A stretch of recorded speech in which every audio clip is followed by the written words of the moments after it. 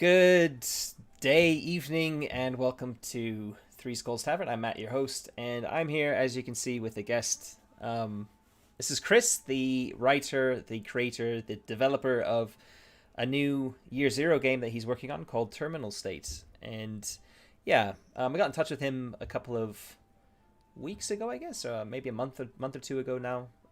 Basically, just saying because I've been doing these dev diaries on the channel for Pitchfork. I did one for Year Zero Mini earlier this week, and I thought it might be kind of cool to talk to somebody who's also developing a game using the same engine, and just to do a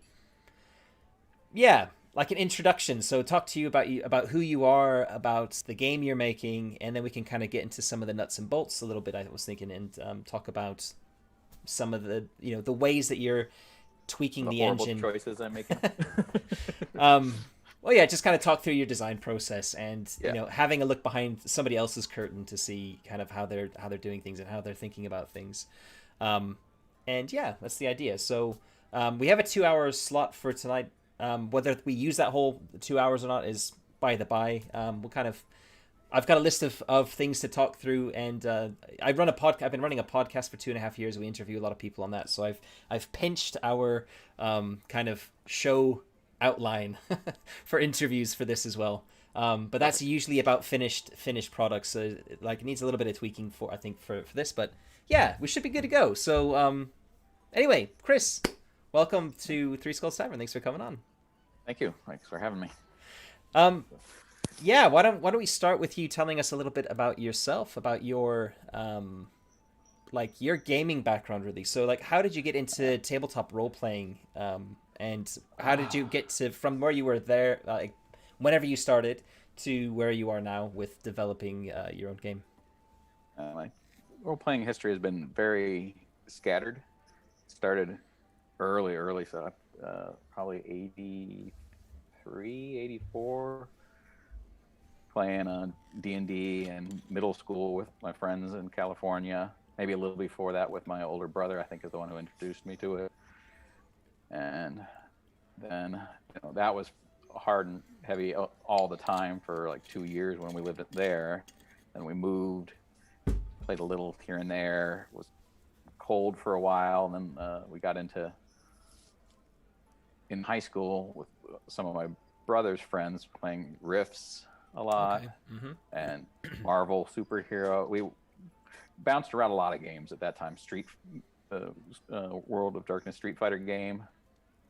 I guess it's not World of Darkness, but Storyteller. Okay, White Storyteller Wolf. Engine. I haven't heard of that. Yeah. Okay. Yeah. What like the the Street Fighter World, game? It was Street Fighter like universe from the like. yeah, Okay. yeah. It was based on the Street Fighter video games. It was interesting. Uh-huh. It used their their system with the the stats, but it was your stats were like punch and kick, and it was like actually the games, the video game stats kind of. It was interesting. Broken system, but it was fun. And then, we played mostly lots and lots of Riffs was the big one we got into at that point. And then Riffs, is played. was that Palladium? Yep. Okay. Yeah. Yep. I've never played it game. myself. I've never read it, but I've heard a lot about it. Again, not the best system, but it's fun. It's had some fun parts. I mean, it's one of those ones that has everything. That's the whole point of Riffs is it's every system every genre you can think of in one place. So it's entertaining. Then I moved, for work. Didn't play for a long time until we started playing online. I played various things. Of course, didn't throw it in there, but Cyberpunk 2020, we played it back when we were playing Riffsome too, because that's always been my big fan of Cyberpunk from college. Mm-hmm. Started reading the Gibson books and haven't looked back. So cool. That's pretty much the history of that. All right. How'd you get into the Year Zero engine then? That's an odd one. Okay. You'll probably find this. So for a long time, since playing Cyberpunk, I had written up many campaigns that we never played, and it always occurred to me that hacking was always the hardest part of that game, because any Cyberpunk game, it seems, is because they live in their own little world, and everybody's okay, it's time for the hacker to do the thing. Let's all go do something else for 2 hours. And I thought converting a magic system into hacking would kind of work. I always thought. And then when Forbidden Lands came out, and one of their stretch goals was, making it OGL, I'm like, and I had already gotten Year Zero, never played it, and the Tales from the Loop come out before FBI did. It did, yeah, yeah. It was Yeah, out and so before, I had yeah. that one so as well. So I read the system. I hadn't played anything yet, but I'm like, this if I'm gonna do this system's simplistic and flexible enough to be able to probably do something interesting with it like that. So I backed it mainly so it would come OGL, so I could play around with it, and have been since they put out the OGL doc. And I had literally when I decided that never ever played any of the Year Zero games, I just owned a couple and thought the system, it appealed to me. I'd read them and I thought, this could work. I've played some since, but at the time I had, that was the driving force. There was always a goal to convert a magic system into hacking. Okay. And cool. All right. So your game is called Terminal State, as we can see partially from behind you on the graphic, but yeah, which is a very cool graphic. We'll talk about the art in a bit because yeah, I'm kind of very curious about like the production values already, yeah, etc. But tell us a little bit about the game from a like you've already kind of told us how it originated. I guess like it's originated with you wanting to use a magic system for hacking. Your roots into the Year Zero engine, but tell us about the game itself. Like, what are the kind of themes and the tones?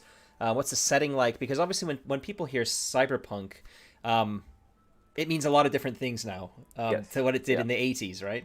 And there's all sorts of subgenres within it as well. So, like there's a game called Hack the Planet, which is kind of like biopunk, cyberpunk, etc. So tell us a little bit about your game and what kind of cyberpunk angle it's taking. Yeah, I'm definitely not going for it's done an 80s style cyberpunk. At least it's got some influence from there, of course, because I want to put my homages to cyberpunk 2020 because it's one of the core of my gaming history. But it's more of a future from now, not a future of the 80s is what I'm going for. It's not hard sci-fi. I'm trying to go a little more. I'm trying to do my research on it's called Terminal State because the surface of the world is more point of lighty somewhat, and where the terminals that lead up to there's 3 orbital rings that circle the Earth, one around the equator, one around I think it's the 40th north, so it goes almost through New York, 30 degrees south, so it hits Australia and Africa and South America, and there's terminals that lead up to those with the space elevators, and most people live either on the NOR or in the terminals, and most of the other area are DMZs or zones like that, the rough lands. So you get a little bit of Mad Max out in the desert, you get some high tech in the cities, you get the super high tech space living in on the terminals. So it's a little mix of various things. Okay. And dystopian corporations? Yes, yeah. Most of the countries of the world don't even really exist anymore. The country is pretty much the terminal, which is each terminal is run by a different corporation. Okay. So and does that mean the terminals are kind of like big urban centers as well? So kind of like these, correct, to use the term sprawl, like big sprawls around each of these. And like how many terminals? So you said there are 3 rings and there are various terminals going up to the rings. Yeah. How many, or roughly, like, are we talking like 10? Are we talking 20? I think there's like 24, 20. Okay. Got a map somewhere, but I can't. All good. It's more rough. Yeah, like, is it 3? Is it 4? Is it like is it 20? Is it 100? Is it that sort of thing? I think it looks like it's 24. Yeah, I think, or 20. Okay, cool. Okay, very cool. So, I mean, I'm asking you these questions, although I know some of the answers because I actually have you have shared the manuscript with me, and I've gone through it. And I did go through it again today, so it's pretty fresh in my mind.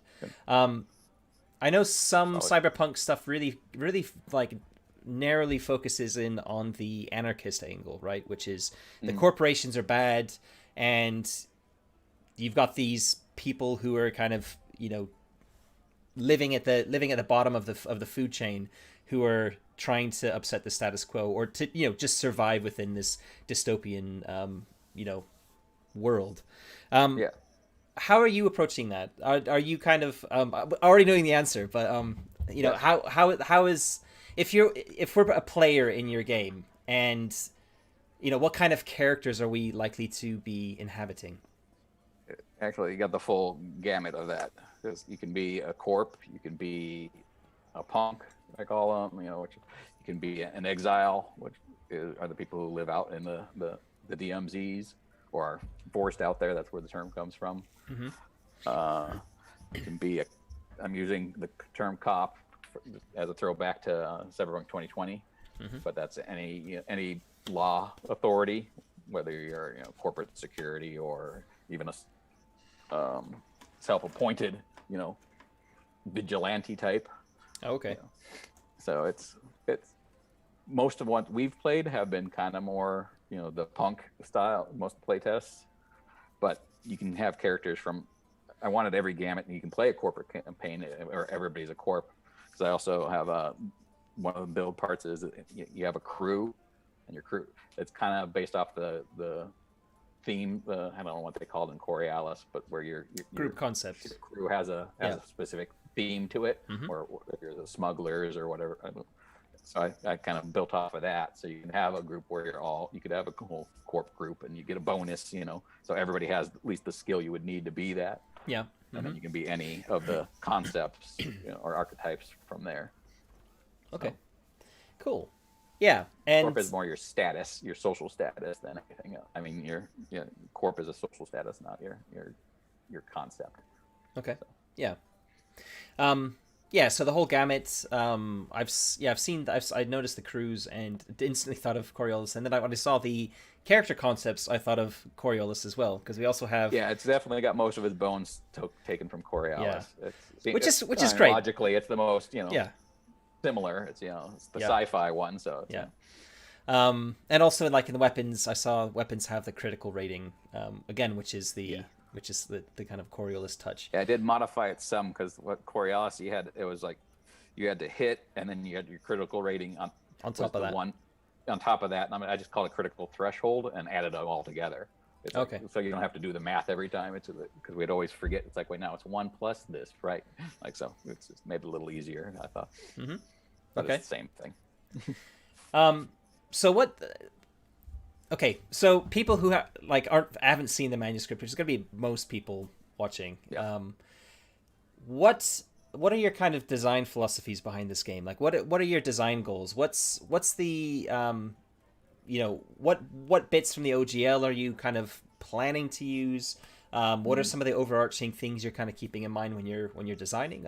Walk us through your kind of design process from kind of brass tacks when you were kind of getting started, even if you can. Yeah, right. It's changed a lot, of course, as anything will during the process. Originally, I was just throwing everything I liked from all the different Year Zero games in, and I've been paring back from there, because it's just that's what I like about the system too. Even what they do with their own games, I love how they manipulate it to fit the genre, and it really I think works really well. And some of the stuff like Panic in Alien is really cool, but that mechanic really doesn't need to be in this game. It's not cyberpunky to me. A Panic mechanic, so I didn't steal that, and I've been paring it down. But what I did keep so far, and I'm debating, but the die mechanic also changes on how you use it. Like Tales from the Loop has the conditions. Mm-hmm. Yeah, and then YZE has the pushing and the way that works.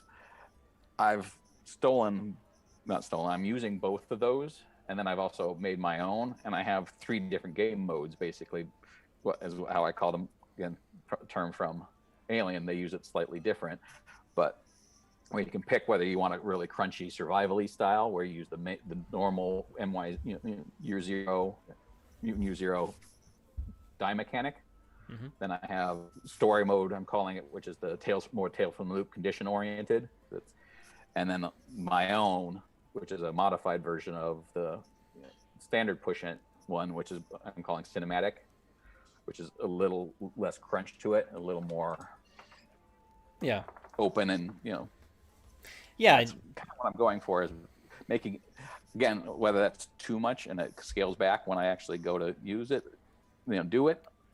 I'm trying to make it more universal, so anybody can pick it up and play whatever style they want, whatever theme they want in a cyberpunk world. Because it started out very, very generic. I wasn't even going to do a setting. I was just going to make, here's the cyberpunk stuff kind of thing. And then as I was doing it, especially when I started moving with the magic system as hacking, which I don't know if we want to go there yet, but because of that, I've made it so every single person can hack. Mm-hmm. Okay. Yeah, because why not, I guess. As I'm doing that, it became more of its own thing, and the settings started building more and more. So it's become more of its own thing rather than just a generic cyberpunk thing. But that's where I started. Okay. So walk us through hacking then. I'm assuming you've mentioned magic. That's the basis for it. The only game that has magic in it is Forbidden Lands. So I'm assuming there's some kind of parallels with Forbidden Lands there. Saying that, Forbidden Lands, the mechanic is very closely tied to the dice mechanic, because it's the willpower points which power your magic, and the willpower points require you to have the 3 different pools of dice where your attribute, your base dice are getting damaged for you to get the willpower to be able to spend on magic. Bearing in mind that dice exists for the survival mode in Terminal State, how are you handling the whole thing so that you can hack in any of the 3 game modes without it mattering how you're generating? There's no willpower, so just walk us through hacking, I guess. It's not willpower. There's something similar. I called it style, because again, it's cyberpunk, so it's all about style. But then the normal, if you're using the survival mode, as I call it, it would work just like that. You get style when you push. In the cinematic, you can use your extra successes to buy style, instead of putting them towards a critical or putting them towards the other things you can do with the stunts you can do normally with your extra ones. So it's not automatic. So becomes, because the pushing isn't as punishing. I didn't want you to get a style with every success. So you have to actually decide to get style instead of doing this. So hackers probably when they're hacking wouldn't get as many criticals, because they'd be probably buying more style so they can do more hacking. So it kind of hopefully balances there. For the story one, I haven't looked specifically on how to adjust that based on conditions. Right now I have it where you just get a style, because you just get a condition when you get multiple. I don't think you get multiple conditions right as you go. I think if you get more than one failed, do you get more and more, or is it just in what, Tales from the Loop? Yeah, on the conditions. Well, you get a condition if you push, and then it's also the conditions are also like damage tracks. So if you take damage from anyone, you also get conditions. So it's but you only get one condition on a push. You don't. One condition on a push. So that's that you get one style every time you push as well. Then that's the balance there. So you get a condition and you get a style. So you hurt yourself to re-roll, but also get the ability to correct. And so what else is style used for? Anything else other than hacking? Yep, style is used for each concept has a concept talent, similar again I think more to Coriolis, where they have, it's not quite that way, but it's based on that, and those are actually ranked, like Coriolis has ranked skills. Forbidden Lands, Forbidden Lands, sorry. Yeah. Yep. Mm-hmm. And the top one is pretty powerful, and you have to spend style to be able to use your one. You have to rank it up 2, 3, which costs a lot of experience points, and then once you get it, you have to spend a style each time to use that one. And then you can also, there's professional talents rather than general talents. Each profession, because under each concept there's 3 professions I have broken down, and you can also make up other ones, and each profession gets a talent that's specific to them. And then other people can, what I'm calling, boost that talent. They basically, you spend a style and you get a one-off use of this other profession talent. So if you know want to be able to shoot this guy really good, you can boost the sniper's sharpshooter talent to really Okay. improve your shot. Okay. So style definitely sounds very similar to the Forbidden Lands implementation, in that it's powering talents and being used for hacking, magic, whatever. Yeah, like that similar mechanic. Yeah. Okay. Yeah. Cool. Okay. All right. So yeah, reading through it, that was the biggest thing that jumped out at me was the three different modes, because that really kind of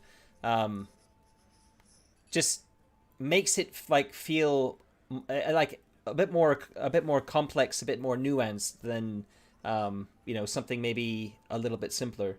And we talked about like dice pushing, that you push your dice depending on which mode you're playing in. There's a different way that interacts with the game.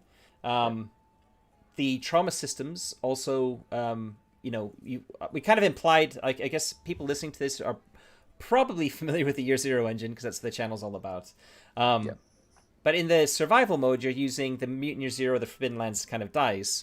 So pushing has that same kind of risk reward factor, where any ones on the base or the gear dice will hurt you or break, damage your gear.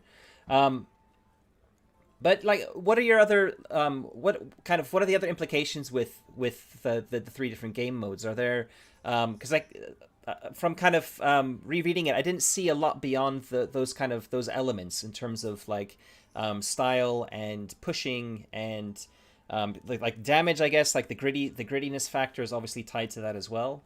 But what other or do you have plans for doing other things with the different modes?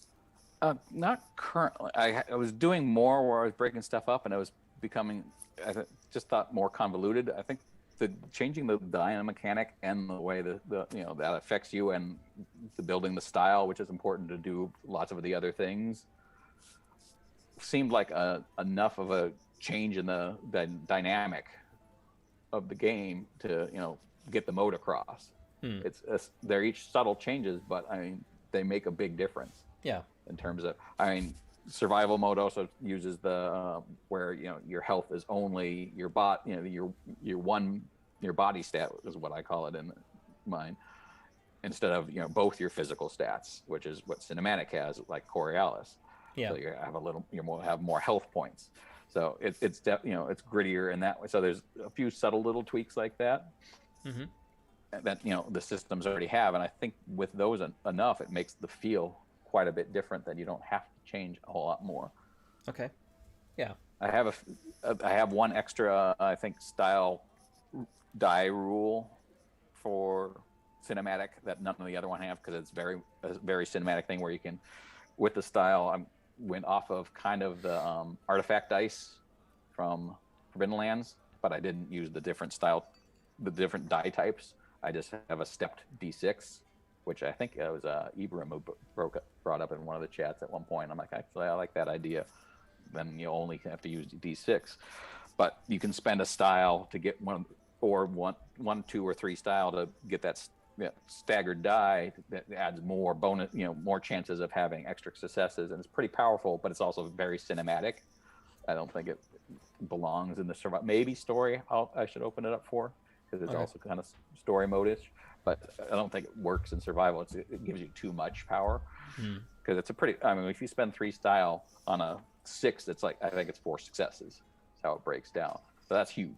I mean, it's 1 die, and you only have so much of a chance of getting that, but that's a huge gamble, and I don't think that belongs in survival. One of the other things you could look at is the Twilight 2000 approach to the polyhedron. Yeah, I haven't seen those yet. I'm waiting for my. Oh well, we're running a Twilight 2000 game on the show, but the way that works is,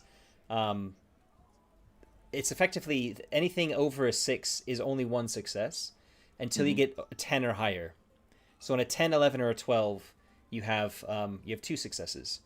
And it kind of it, like, compared to Forbidden Lands, where you can, like, if you're rolling a D12, you have the opportunity of getting 4 successes on a single face, in addition to the other dice pool you're rolling alongside it. it can result in the artifact die, coming up with some amazing successes, which for a fantasy game kind of makes sense, but obviously in a military simulator like Twilight 2000 doesn't make a lot of sense. And I was quite interested to see that change, with it being one success or only on the extreme dice you could get two, and I don't know, I'm just throwing it out there because that could be a way of maybe not the because it's a step die. As soon as it steps up, you have what it means is you get a higher percentage chance of success.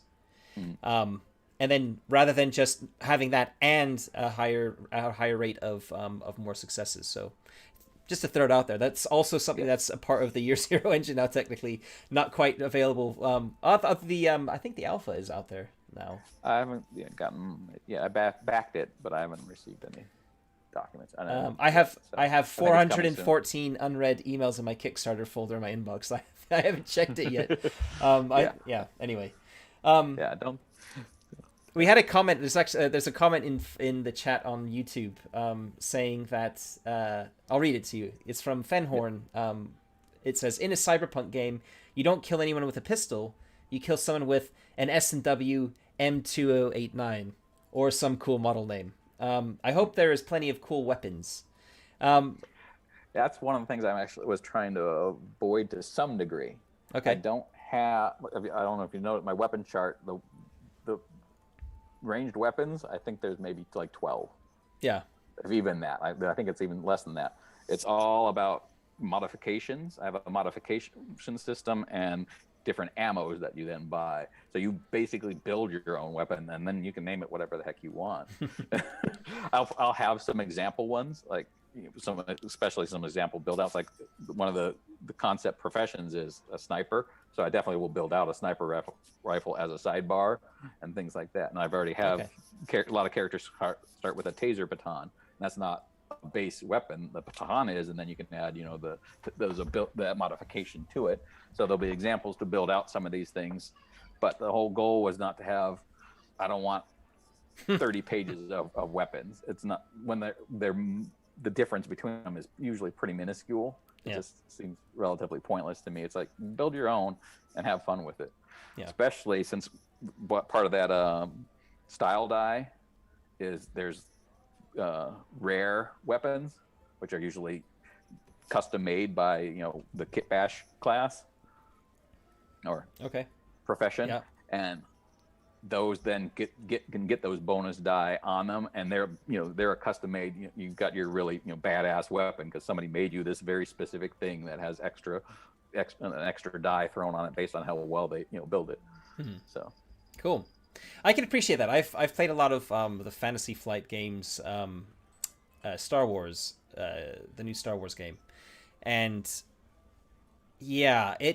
when it comes to like gear, it is absolutely ridiculous with the amount of options you have, to the point that like if you have a bunch of this supplementary books, the names are like there's such so many of the weapons are almost like identical stats to other ones that it's just like why spend all this time giving us all these different blaster pistols just because there's a slightly different model in one film or something and different stats for them all. And then it also had custom like modifications for them and stuff, and it was just I GM'd that game for quite a long time, and in the end that was one of the things I ended up hating about it was players going down the rabbit hole of looking at shopping lists and trying to find that perfect gun when they had the credits, and it was it did my head in as a GM. This has that a little bit, but you're building your own perfect gun rather than trying to find it. Yeah, I like that a lot.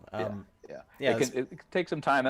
We took it out of the main part of character creation. I went back to the starting equipment feel.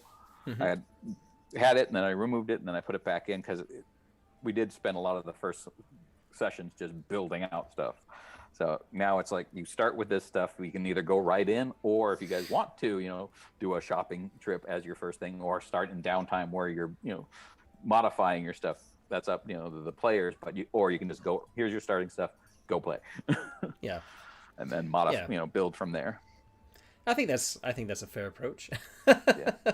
Let's play this game. Okay, let's spend an entire hour just building out my weapon and my one vehicle or Yeah. whatever. Because the Here, vehicles all have a mod I've printed system. out an equipment list for each of you. Have fun.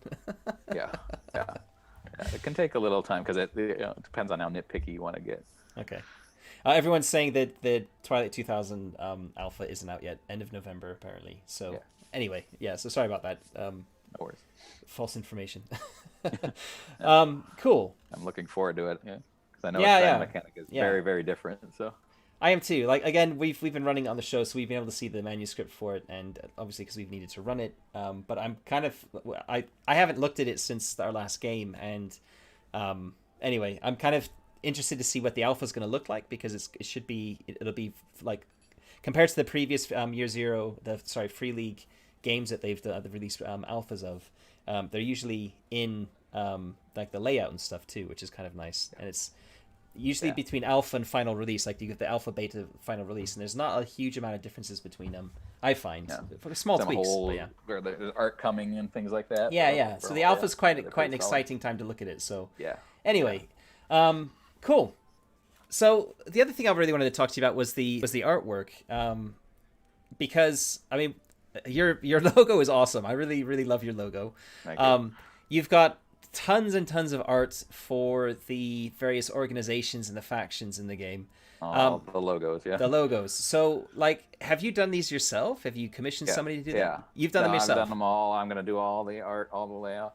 Okay. I was a graphic designer for many, many years now. I've been doing web development, so similar, but tangential. And it's just I want to do it all myself.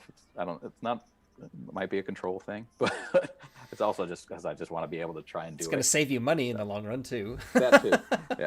Yeah. So okay. It's the goal, but all the logos I've done myself. Should pop those up somewhere. I mean, I've seen the logos. You shared them on Discord in a couple of different places, and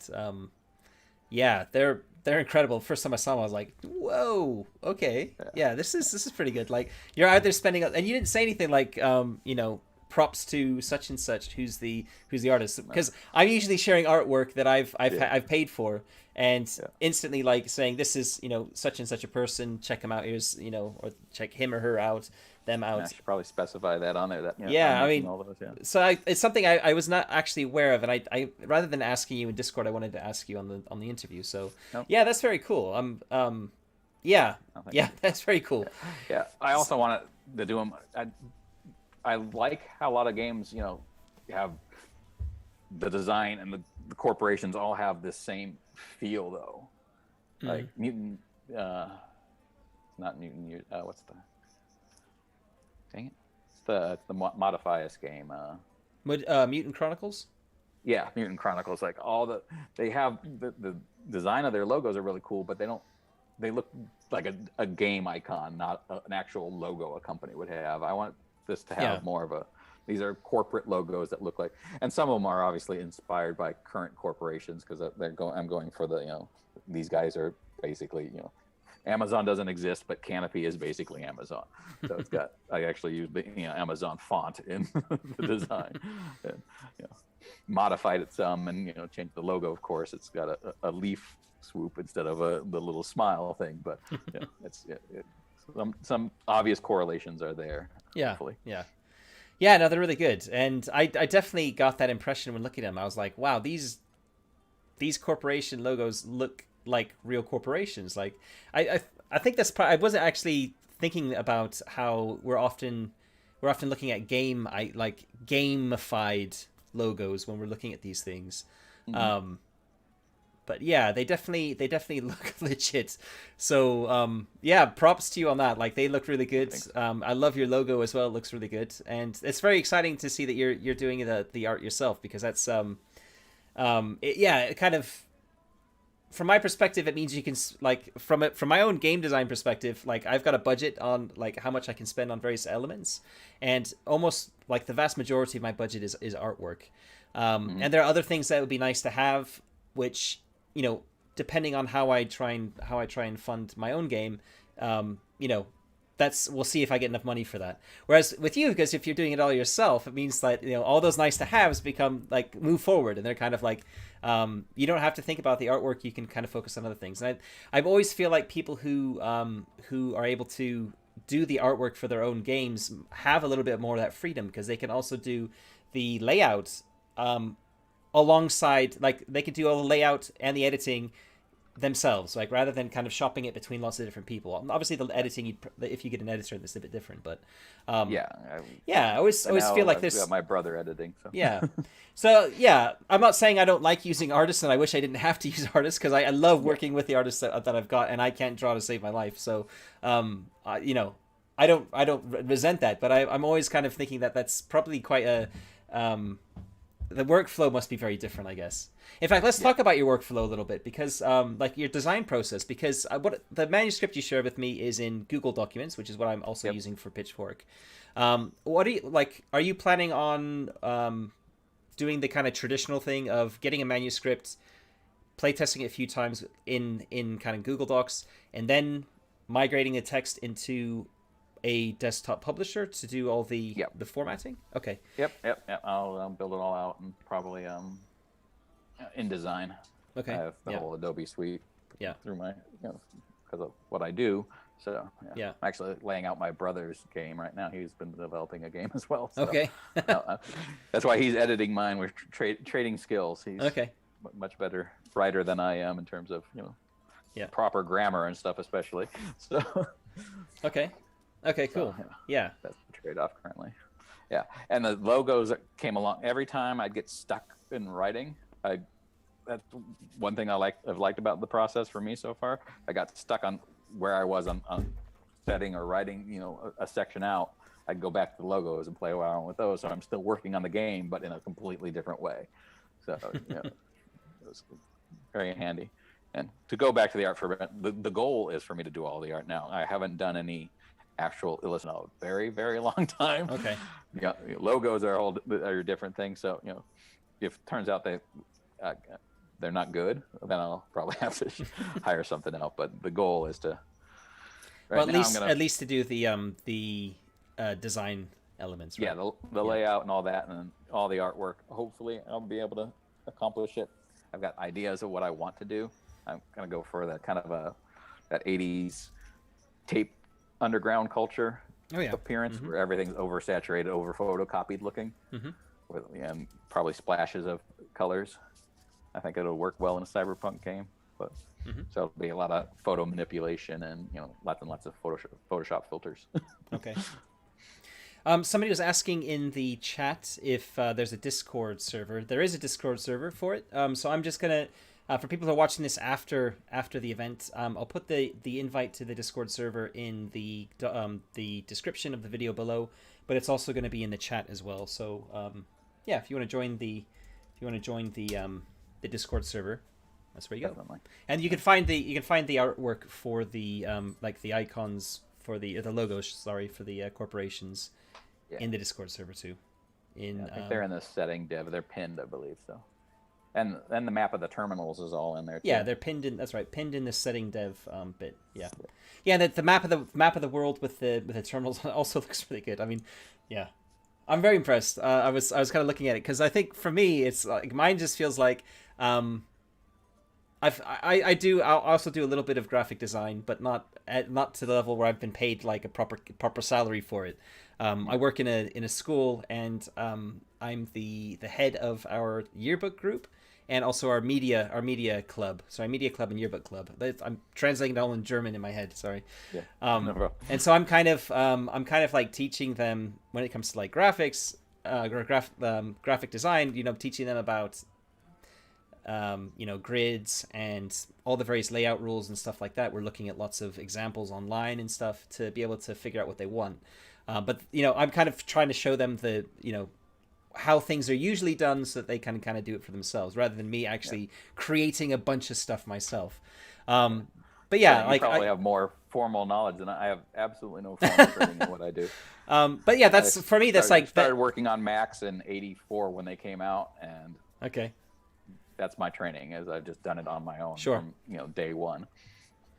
I have an advertising degree, so okay. So for me, it's I'm happy to do the graphic design.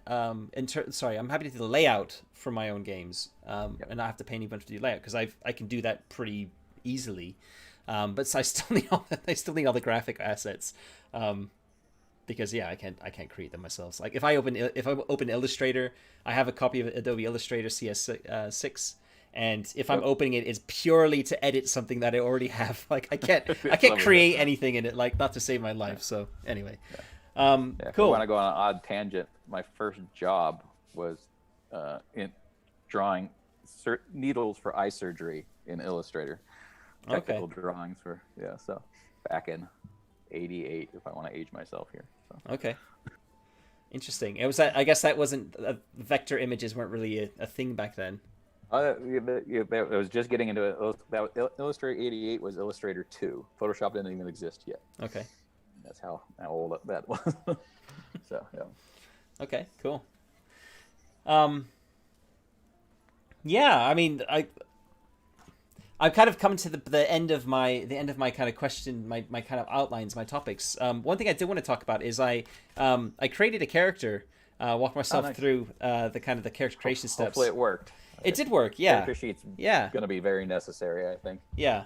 And the thing I did notice is you did talk about like there are random tables for all of the options, so you can roll either d66 or 2d6 or 3d6 or even a 4d6 to select Yep. various options as you're going through character creation. But I did notice that every step you also say choose or roll to determine something, and I think that is kind of Except for one thing.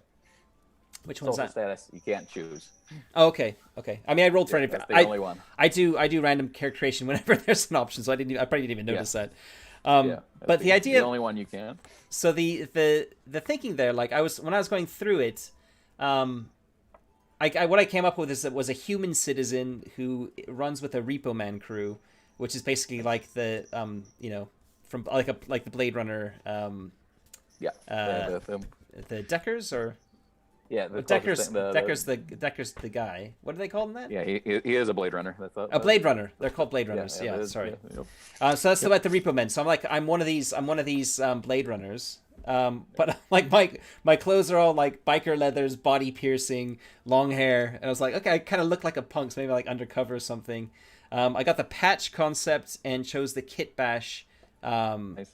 Right here. profession, I think, or career. Yeah, profession. Yeah, perfect. So I kind of and like was noting down all the various like bonuses I got to various skills along the way and the talents I got and all that kind of stuff. And yeah, there are a lot of steps to go through. It's more steps than I've seen in any of the other games that Free League published. Is that something you're going to keep, or is that because I personally love the options. I love that you're kind of building a character up layer by layer. Yeah, it's partly kind of bringing in the life pathy bit a little bit into character creation. That was the goal there, and it's some of it, like the whole appearance thing, is definitely a throwback to Cyberpunk 2020. They had a table very, very similar to what I have, and a lot of that. But yeah, a lot of it is trying to build out more of your character history and theme, right, in character creation. And if I end up like Kickstartering this or something, which again, if I can do all the art and everything and layout, would be just for printing. One of the stretch goals I want to do is do concept specific life paths, kind of like the Forbidden Land book. Okay. And Yeah, because that's something that out even more. Yeah, because at the moment it's random tables to create the character elements, which are things like your I haven't got in front of me whether you're a human or a replicant. Humanity type. Social status. Yeah, so your place of origin. Yeah. But like it's not really going into your background, like your upbringing or any of that kind of stuff. So that's what you mean with a life path within the concept. That's a cool idea. Yeah. And okay. make it either concept specific or where Forbidden Land's the one kind of what you roll through it and it ends up kind of pushing you in a direction, doesn't it? Kind of how that works. No, it's completely random. Right? So you roll your upbringing based on your kin, and then there are tables for your profession. So Your upbringing has no bearing on your profession, and the only thing that is tied to your profession though is your formative events. So those are profession based D6 tables. So it'd be kind of like that. Yeah. So how many have you got in terms of Professions? There's concepts? 24. There's 8 concepts and 3 professions under so that'd be each, 8 sets. Okay, that's not, I guess, not too far off from what currently exists for like Forbidden Lands. Yeah, because I think if you did on a profession level, you'd be making a massive amount of work for yourself. That'd be a bit much. Yeah. Cool. The other thing I wanted to talk about was around like trauma and the I noticed that you have different critical injury tables depending on the like weapon damage type. Yeah, which was again from Forbidden Lands, but I really liked that. So how do criticals happen then? We've mentioned that weapons have a critical rating. Is that the only way that somebody can be critically injured in terms of physically critical injured, or are there other ways that can happen? Other than any of the standard, atypical damage, right? Like fire or suffocation, things like that. Yeah. Okay. I guess that's the same. That's the same in all the Zero Engine games, anyways. You take a critical injury when you are attacked by something. Yeah. Yep. Okay. Yeah, and it's cyberpunk games are generally a little more combat oriented. So, I've never actually played a cyberpunk game, tabletop cyberpunk game. I've only played video games. So yeah. I did bring in the social conflict stuff from the OGL, and that's another reason why I made hacking what everybody could do, because anybody can, even if you don't have a ranged, skill, you can still shoot a gun. Okay. In any of the games that have them. In any game where close combat, anybody can do melee combat. Anybody can do social conflict, but only certain people can hack, which to me is in mine is the tech-based skill. So social conflict's cool-based. That's one of the stats. Melee combat's body-based. Range combat's flex-based. There was, so hacking is tech-based. Everybody should be able, if you can do the other combats, why can't anybody hack? Hackers are better at it, just like, if somebody who is skilled in the, one of the ranged combat, professions would be better at it than somebody who just picked up a gun, in theory, unless you got a good roll, but, that's part of the role playing. So that's one of the reasons, so every stat has a combat method, basically. Okay. If you want to look at it that way. Yeah. Okay. Whether it's social conflict, hacking, or actual physical combat with, so that's because otherwise it's kind of imbalanced in some ways, depending on the campaign you're running. Yeah. So. Okay. That was one of the goals as well. Yeah. Okay, so let's talk a little bit more about the setting, because you mentioned the orbital rings. You've mentioned that there are these DMZs kind of outside of the terminals. The terminals being the points where the space elevators, is that what they're called? Sorry. Yep. Yeah. Yep. Are kind of linking up to these orbital rings. What else, and you mentioned it's taking it from the future from now. So, why don't you give us like a little whirlwind tour of the kind of the history from now to then, to when it like the today moment is in the game. And without just reading my timeline, because it's quite a long timeline table, so that would eat up a lot of time. But what are the kind of the touch points in terms of like how this future comes about? Yeah, the biggest thing is everybody being able to hack. Comes out that the key turning point in 2020 or 2021 on where the table starts, which that year might change depending on when the game comes out. I wanted basically either the year of the game comes out or the next year, is the UN makes it so, because I was reading about it and it's come up multiple times where people are saying that right to internet access should be nowadays should be God-giving right, if you want to put whatever the word you want to put it into. Everybody should have access. And so I have it. The UN said no, that it was shot down, whether and caused lots of conflict, which led to the first big war, which then let the corporations kind of take over. Then one of the corporations was developing a wireless cybernetic implant, basically, but it's a nanotech one, and it was released by a terrorist group, and it rewired everybody for internet access. You basically have it built into you because it's out there in the atmosphere. There's basically, a nanovirus out there that rewires everybody to have internet access. Okay. So everybody can access the internet. Everybody can access every device, but that has a Wi-Fi. So it's the whole Internet of Things, the IoT thing taken to the extreme, which means anybody can hack your weapon when you're using it, and hack your cybernetics are all hackable.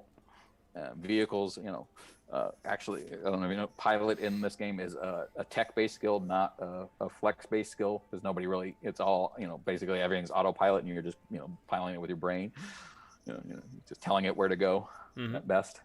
Yeah, so little things like that are, moving it forward to, from now rather than, based on 80s cyberpunk. Okay, so rather than, that's interesting that it's kind of tapping into Internet of Things and wireless, because that's that's not the kind of typical cyberpunk trope you think of when you think of Gibson's Gibson's trilogy, or a lot of the stuff from the 90s as well in terms of cyberpunk fiction. But that's fine because they were of a time. But there's also this big throwback to people who still think like that is cyberpunk. Cyberpunk is 80s. It's got this 80s. You have to have a punk deck flavor. Yeah. You've got to wire in directly to whatever you're trying to hack and all the rest of it. So I also wanted that because then I wanted hackers to be right there, because since it's based on magic, a lot of it is you got to be close to what you're trying to hack. Yeah, you're not hacking from miles and miles away, sitting in an apartment while all the other guys are there. You've got to be there and actually be in close contact to be able to hack everything. Yeah. So it makes the hacker part of the team and doing it, real time. Yeah. Cool. Yeah. All right. You've kind of answered part of this question already, but I know there's a lot more to it. There's a question from Paul, who I think might be your brother. Yes, he is. Yeah. Who said, can you talk about the cyber part of it?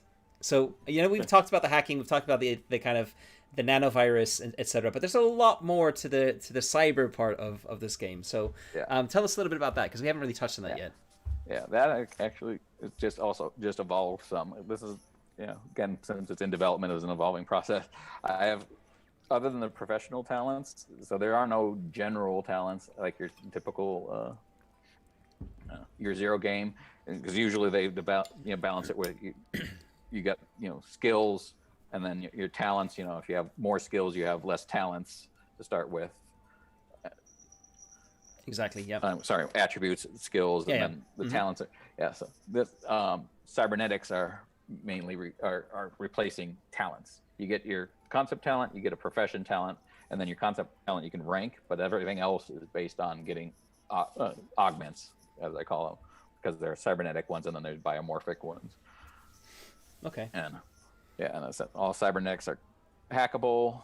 Cybernetics, I'm looking at now, probably switching. Cybernetics might have a mod system more like weapons, where rather than buying a specific cybernetic right off the bat, you have a cyber hand, and then here's the stuff you can put in it, or you have a cyber arm, and here's the stuff. So modular, kind of, where it's and then a specific mod might not, can go in different things. It may have depending on how complicated I can get with it without making it overly complicated.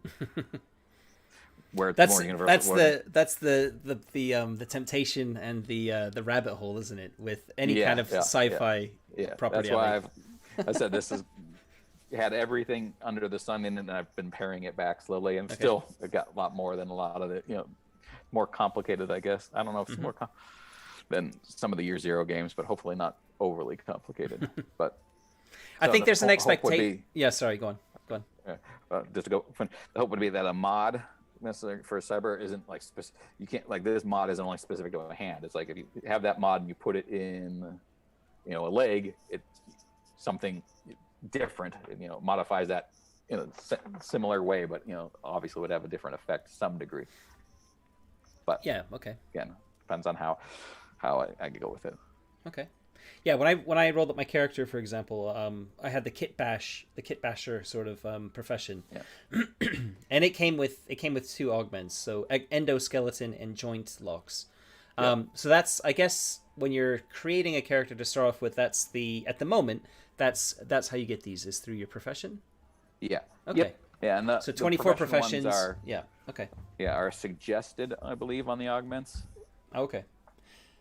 Could So be. you Yeah. don't have to take those, Okay. but if you don't take those, you have to have the credit to be able to buy whatever you want. Those ones are basically kind of like the base build, and if you want those, great, you got them, you're done.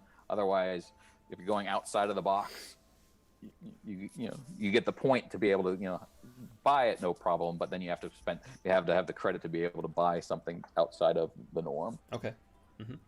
Let's talk about credit, actually.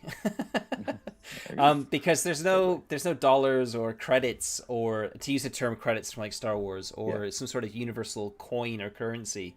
There's like a credit system. So walk us through that, and why you went that route and how that works. So your credit's based on everybody gets a starting reputation, and your reputation determines your credit. And as you play, your reputation can go up just like anything else, and then of course your credit goes up. I didn't want. I don't know. It's hard. Didn't want a money system. Mm-hmm. I wanted something hopefully simpler. I also wanted a whole favor and debt based thing, because one of the core themes of the game is working your contacts. Which contacts, as I'm sure you saw in the document, is still being fully fleshed out. But that's another thing that kind of replaces a lot of the talents. Instead of you having the ability, somebody who can, call in a favor on your contact. He can call, because one of the contacts is like a drone gunner. So you might not know how to shoot worth anything, but you know a guy. And he sends in his drone, and he's firing for you as you're doing your other stuff. So you don't have to have every ability. You have all these contacts that have other abilities that you draw off of. So make it more of a whole, a connected, since everybody's wired. Everything's connected. Is the whole kind of like, I guess, the overarching theme. So you have all these contacts that you call in and get favors from to buy stuff that you can't afford. Part of the system, or as though you owe them a debt, and Okay. So that was the thing. I just wanted the no money, make it simpler. Yeah, hopefully. I'm a big fan of that. I think I mean, there's some Boston games that kind of uses something similar like Yeah. that, doesn't it? Yeah, Vazen has one. Sorry, I I don't know think how to pronounce that one. Tales. I'm not actually sure how currency is handled in Tales from the Loop. I'm not sure it's even I a don't thing. remember. I don't know if it comes up. But yeah, I quite like abstracted wealth systems, and I've seen lots of different implementations of it in the past in various games. And of course, it's a work in progress. And having done a wealth system myself, well, that's what I was just gonna say. Like, having done it myself, it's something that is one of those things that is constantly shifting, and is one of those things where different groups will play test it. That's one of the things they often come back with, is like, the prices don't seem quite right, and make some suggestions or something. So that'll obviously happen. And I think it's harder to do. It's more of a design challenge, certainly, to do it that way than it is to just assign dollars or a fixed currency to something. But that's cool. Some of them may not make exact sense in terms of a real world thing. Like I know weapons are a lot cheaper than some other things, even some basic things. But that's because it's a necessity in a game like this to some degree. Where you're fighting the power. If that's again, that's the way that's the standard cyberpunk way, and that's most of the playtests have been that way so far. We haven't done like a top down, which would be interesting to do. I probably should run one of those next. Okay. So weapons are relatively cheap looking, whereas a car is pretty much more expensive than a lot of things, because they're not as necessary. And so it's game balanced more than real world balanced, but some of that I think has to be in there for Yeah. for the system to work. Okay. So I got another question. I did put out a list asking people if they had any questions, almost like an ask me anything type of thing. Ed asks, is the hacking similar to net running and decking, or is it its own flavor? It's hopefully, definitely, again, since it's being based on a magic system, I think it's its own flavor. And there's also 3 different hacker professions. Even there's the decoder, who is your standard, hacking the system, taking down the firewalls, breaking into the building so you guys can control, all everything in there. You got the hijacker, who are kind of like, I guess, would be closest somewhat to riggers in like Shadowrun. They're hacking drones, and actually there's one of the player character humanity types is the fabricant, who are AIs in a robotic body, and they can be hacked like a drone, because they get more saves, so they're harder to hack than a drone would be. But a hijacker can hijack control a fabricant just like it can control anything else. And they can do that because there's also the puppeteer, who can hack people. Okay, interesting. Yeah, so again, building off the magic system made that, it's like, there was already spells for similarly things like that in Forbidden Lands, so I was like, oh, this is pretty easy to turn into. So now you can hack and like actually control, make some, so you can do like a Jedi mind trick on somebody as a puppeteer, make them just not, see something for a second, things like that. So okay, they're broken down into 3, and any of the other hackers can use the other hacks. That's where it works. I think Forbidden Lands has something like that, where you go outside of or above your level, it costs an extra willpower. Yeah, I can't remember exactly what their rule it's called. So I have something like that. So if you, as a decoder, wanted to hijack something, you can. It's just, since it's not one of your standard repertoire, it costs extra style to do so. Okay. You gotta basically, I also like the name style. I think it works well in Cyberpunk, especially with hacking. You're putting your own, putting extra style into it to be able to do what you need to do. Cool. Next question is, there's a question which is, where's the best place to go to learn about the project? I'm guessing that's the Discord server. Probably the Discord. Yeah, it's a little muddled, because it's there's some random stuff in there, just talking to people, but it's not fully organized. Didn't monitor it heavily, but I tried to pin it a lot of the important stuff. Yeah. And of course, ask anything you want in there, and I'm on there all the time. So. Yeah. So Drew, if you scroll up in the chat a little bit, you'll see a link to the Discord server. If you weren't in the call earlier. Okay. The next question from Rudan. Would you like to talk a bit about the credit system? Oh, yeah, we've already done that. I think that question just came out just as I was asking you about it, so that's fine. Yeah. Drew then asks again, how do you handle drones? How are drones handled? Right now, drones basically give you drones are divided into specific types. I'm trying to find my drone table. Documents moving slow. So there'd be like, the only one coming to mind right now is the advertising drone, which is probably one of the worst example ones, because it's kind of boring. But so there's like an advertising drones, there's, combat drones, and then if you have one of those drones, they basically give you a bonus to whatever skill. They have a skill, and they give you if you're using your drone. So if you have a medic drone, that's a good example, and you're a med doc, you're using your medic drone, you have a bonus to your first aid because the drone's assisting you. So okay. And then hacking a drone, if you have that ability, then you can hack a drone and make it help you do stuff, or you can spy through it, and things like that. So if you're doing the survival mode for the game, do the drones give you gear dice or skill dice? I would gear. I'd say that definitely. Okay. Even though it's adding to a skill, I'd count it as a gear die, I think. Mm-hmm. Would be the best way to do it in that. Thanks for asking that. Actually, I should specify that. That'd be a good call out, because I didn't specify that. But yeah. Oh, when you say it's assisting you in your skill, like just thinking of the Year Zero engine, the way that tends to work is you get an extra skill dice, right? Yeah, but it's actually a but piece of equipment. those So push different, so that and you yeah. get affected differently. So yeah, I think since it's gear, I think even though it's adding to your skill, I think adding in theory, I think adding as a gear die would make a lot of sense. Ibram's Because then just yeah, the damage would go to it if it yeah, was a gear damage. yeah. So yeah, I guess then that the other thing to think about is if you're using a piece of equipment and you're using a drone, then you've got gear coming from two different sources, and then when something breaks, I guess it's up to the player to decide, or maybe the GM to decide which yeah, item takes damage. But yeah, correct. we got another question from Ed, which is it like Shadowrun that you can jump into it? Can you jump into it as a pet? He's got a typo in the sentence. I'm struggling to read it.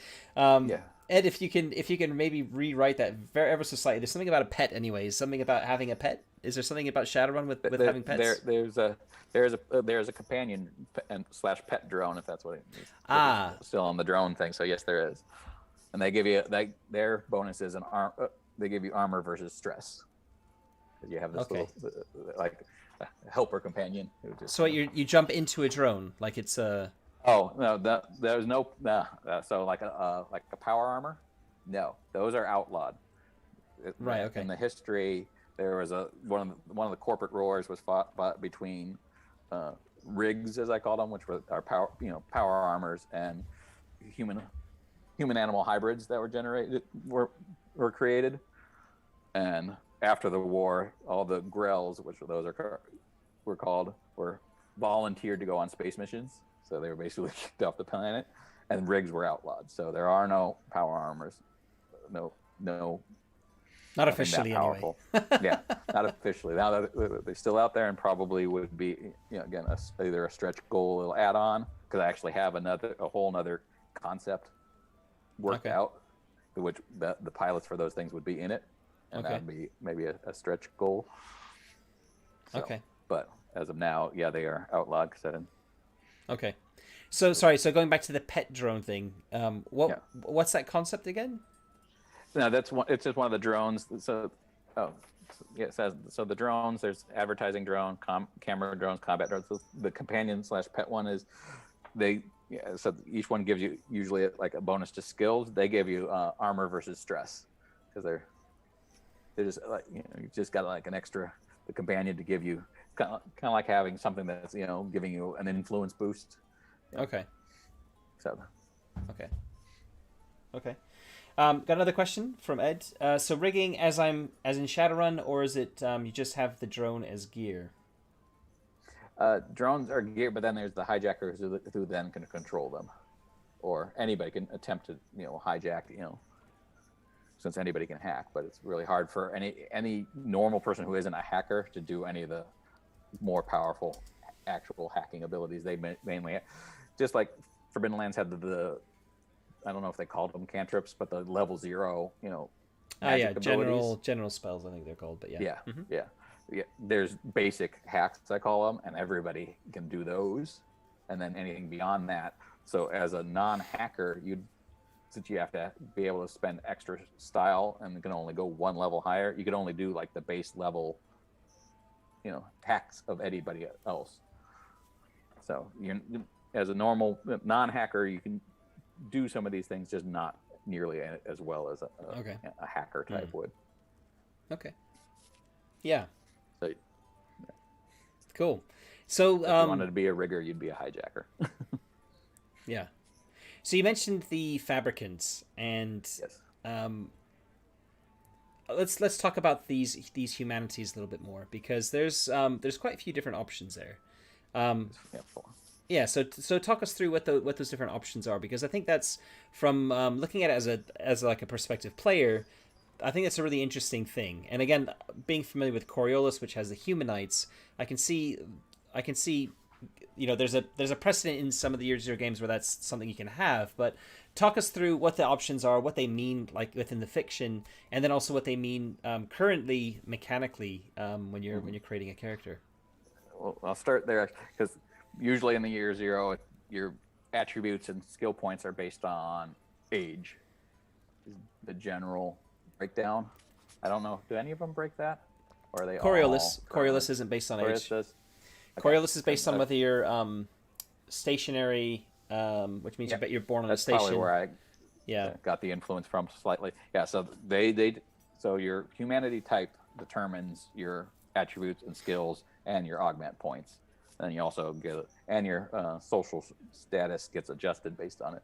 This so fabricants are sapient AIs that once the AI gets to that point, has to legally register itself with the NORA, who is basically the closest to a government, and it's basically a board of directors of all the different corporations coming together to run everything. So usually what I use with my friends when I'm displaying, if you're familiar with it, Babylon 5, the way the council worked there, the big 3 or 5 corporations basically have most of the vote and everybody else has a vote. So it's not balanced, but yeah. So they run everything, and if you're a fabricant, you got to register, and then you get transferred into a fabricant body, which is a robotic body. So you have your character can basically be a robot if you want to look at it that way. You got regular humans. You have ringers, who are clones who were originally created to build the Nor, and so they were basically slave labor for many, many years because they didn't have any citizen status. They were just created as labor, and have recently gotten citizen status. They fought in the courts and got emancipated, and so there's certain generation so there's 4 types of ringers then too. They're the most complicated one. Mm-hmm. There's labor ringers, operations, security, and command. Okay. And based on what type you are, you get a different skill bonus. Okay. Labor get a bonus to one flex skill of their choice, or body skill of their choice. Operation get a bonus to tech skill of their choice, etc. Okay. And the 4th humanity type? Oh, sorry. And the fourth one is the Neo, who are they're mostly inspired, if you will, by, if you want to go, altered carbon. Mm-hmm. They're you in either a cloned body of yourself, usually cloned and regenerated as a younger version of yourself, so you're not aged anymore, or they have 3 types, or it's a body that was very similar structurally to you, that then has been modified to look even more like you, and you're put in that, or you're just like the main character in Altered Carbon, you're just thrown into a different body. And with that, since that's an expensive process, that character type actually starts with a debt. Usually you can't afford, unless you're of one of the social statuses that gets around that, which are in there as well. Okay.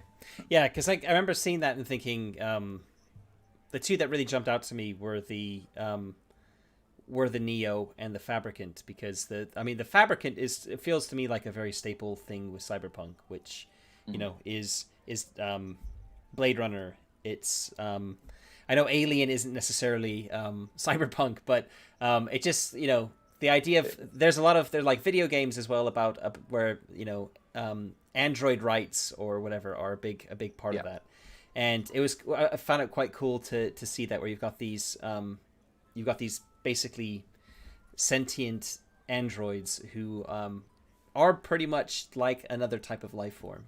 And I was quite happy to see that in there. And then obviously with the Neos as well, I've watched. I haven't read any of the Altered Carbon books, but I've watched the 2 seasons, and quite enjoyed that little sleeving world building element. I thought that was quite interesting. And I know there are other games and there's a fiction out there that haven't talked about this before, but having it as there's really central theme to everything was really interesting. So yeah, very cool. I thought that was a really cool idea. And the cloned the ringers. I didn't have I must admit I kind of skimmed past them a little bit in the text, but that's also a cool idea, that you're kind of this clone that is only recently considered has any rights. So And as a ringer, there's millions of you out there, because Yeah. each Okay. ringer Oh, they all look type the same with as well. yes, there were the four types, and then there's male and Ah. female of each, and all the males look the same, all the females look the same, of Oh a wow. generation. There's probably, since ringers started when the were originally built, and that was, Ah. I think Okay. the first one was started almost like 40, 50 years ago in the game terms. There's probably been multiple generations. Mm-hmm. So there's each generation they can make them slightly different, but so you as a Gen 1, of this, as a male labor ringer are going to look exactly like, hundreds of thousands of other people. so, Okay, that's quite so, interesting. That's got a lot of so now that they've gotten their, yeah, it's in there right up. Now that they've gotten their own citizenship, a lot of them are, modifying them, are big into, changing how they look. their individuality. Yeah. Yeah. Finding it. Now that's a very interesting concept as well, because I can see, like putting my GM's hat on, I can see how there's all sorts of implications there in terms of a crime as well. Like if a ringer commits a crime, it's like, ooh, which someone's gonna say like, well, it was a ringer. Like, I don't know who it could be. It could be any one of those ringers type of thing. Yeah, that's why they also have the lowest social. I think they have the lowest. They're fabricants. I can't remember who I gave the lowest. Yeah, but they were pretty low. I remember that anyway. Yeah, yeah. I think ringers are the lowest. That's a really cool idea. Yeah. Okay. We got another question. That's why you can't pick your social status as well. Yeah. It's modified by that, and that kind of determines. Well, makes sense, definitely. Yeah. Like it's kind of like your place in the society determines that. Yeah. Yep. You've sort of said it's expensive to hop into a new body. This is a question from the chat as well. But is there potential for campaigns to incentivize hopping bodies as a means of remaining incognito for like Neos or also potentially for fabricants? Yeah. Well, the Repo Man's whole thing is, fabricants, it's legal for them to be in a human body, but doesn't, I even specifically saying there, doesn't mean it doesn't happen. Okay. That's what the Repo Men are whole set up for that. It's like if you put an AI in a non-fabricant body, it's illegal, but it can happen, and then you just roll yourself up as a human instead. So your character, and like some of the this has the prides and the troubles and stuff like that. One of the troubles on one of the characters, I can't remember, is you have Repo Man after you, but you're not an AI, or are you? So it's literally you could start out you rolled up a human, but you're not. And there is potentially even where you could maybe not even know that if you want. Could be an interesting character point. Okay. Now it's really interesting. Also, so what does that mean? What about the fabricants? The fabricant bodies, like how the default fabricant is it? Do they still look just like a human? No, they're more robotic looking. They actually have their own table. When you're rolling up, I saw the table. I didn't like read it because I was rolling for the human appearances. They have their own appearance table because they're definitely more robotic looking. Okay, interesting. Yeah. So there's like They purposely don't want them to look too human, so you can tell who they tell where they that it's a it's a fabricant. Some of them may look, they are more android-y looking. That's one of the things you can write up where they look more human, but they're still going to look fake. Okay. You're going to know they're not. So at least you should. That's definitely still getting flavors of Blade Runner there. Then okay. Yeah. Okay. No, that's cool. That's tapping into a lot of fiction and films and TV series and stuff that I quite like as well. So okay. So You've kind of it feels like you've got a lot going on here in terms of setting, in terms of you're tapping into a lot of the tropes, but bringing them into the I want to say into the 21st century, because it technically was still the 20th century back when cyberpunk was starting off, but like bringing it up to now, and I think that's quite, but still having some of those kind of older tropes. Because I remember I had a conversation with somebody at a convention recently, not recently because of COVID, but last year, about cyberpunk and about how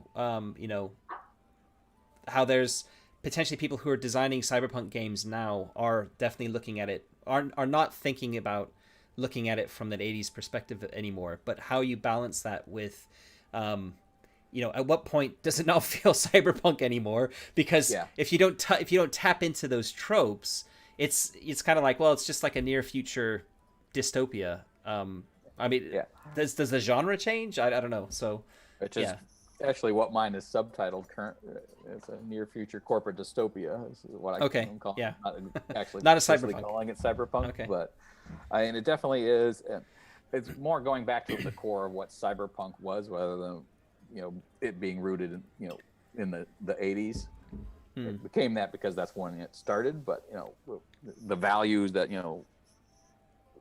cyberpunk was built off of, the themes were are not rooted in the 80s. It's just the setting is Yeah. Yeah. because that's when they were written originally. But the Okay. whole cyber culture and the whole punk mentality. Yeah. Yeah. So that's Oh, what that's so why I don't know, the human write up is where I go most in more into the punk mentality than anything else, I think. yeah. Well, definitely. I mean, you can kind of start seeing that a little bit. Just thinking about the different humanity types and how you as a player, like how that will shape your experiences within a campaign or an Exactly. adventure or whatever. Okay, so let's talk about that a little bit. Let's talk about what the characters actually do, and the type of adventures and things like that. Um, and what I mean by that is more like, what are your plans for supporting that in terms of, like, we look at Forbidden Lands, they have the adventure sites, which are Mm. very sandboxy. You can easily pick up, adventure sites from, or dungeons or whatever, from the OSR and slot them in.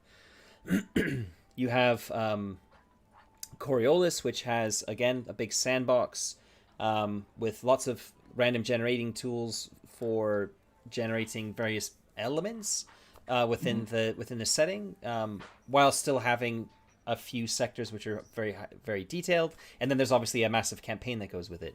Um, Yeah. are your plans to be a little bit more detailed like Coriolis, or um, very sandboxy and modular and toolboxy, kind of like, I don't want to say Forbidden Lands because it's not like that, but Mutant Year Yeah. Zero, for example, right? Mutant Year Zero, Mm. there's no set location.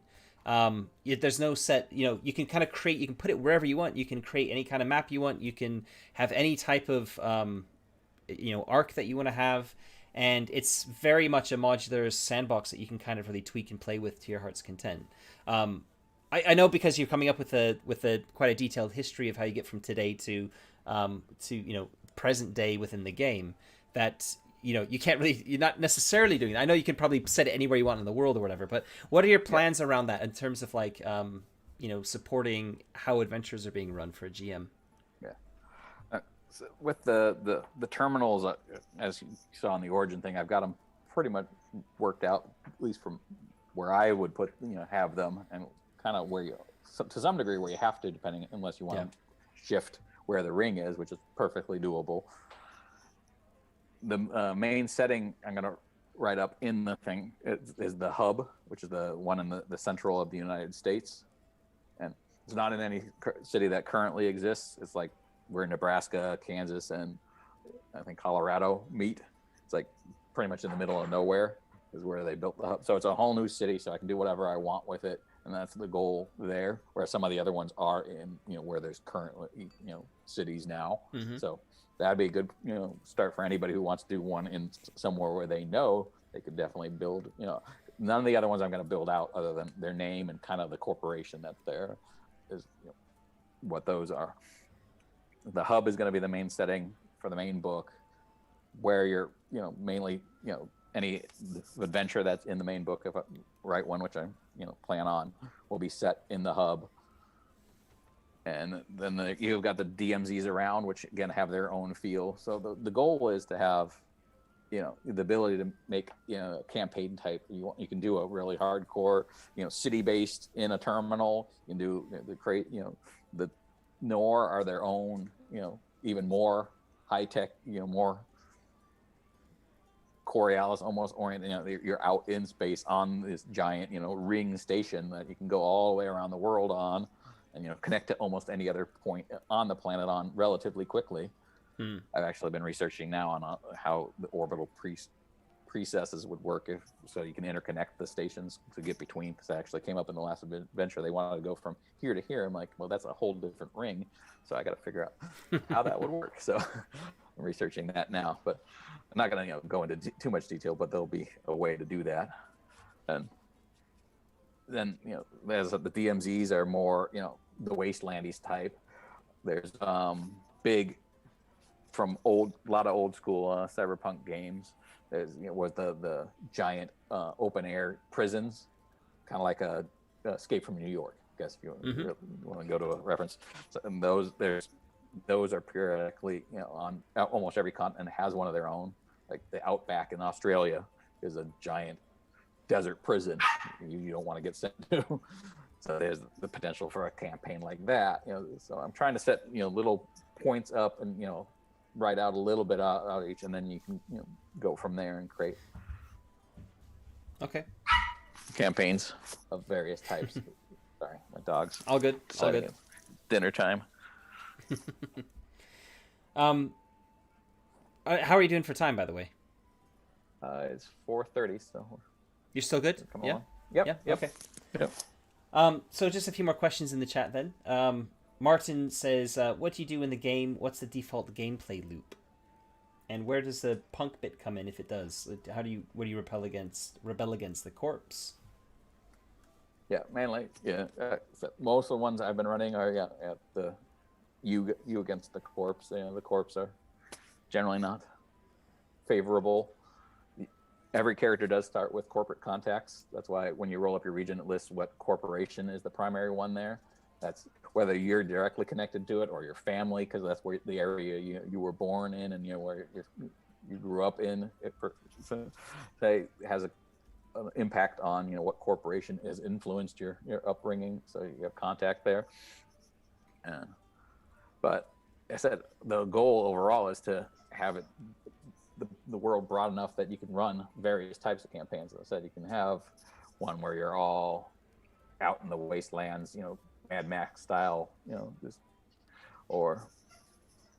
that's partly where the crews come in too. That's probably the main deciding factor if you go that route, which isn't, of course, as anything is an optional rule, but the crews kind of give you a theme on what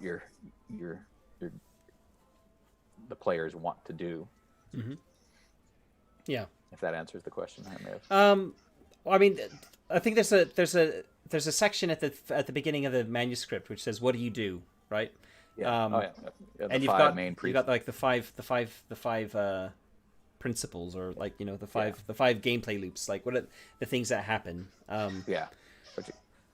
So why don't you walk us through them, because that's kind of, I guess, the common thread for any of the games you'd be playing.